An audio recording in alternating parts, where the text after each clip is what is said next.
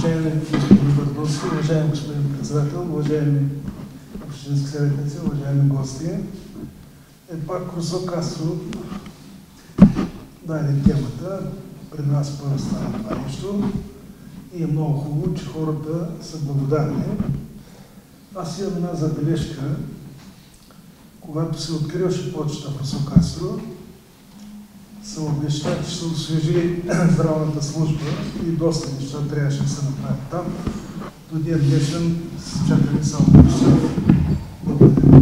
Благодаря ви, господин Кузманов. То няма нищо общо това с самото решение по докладната записка.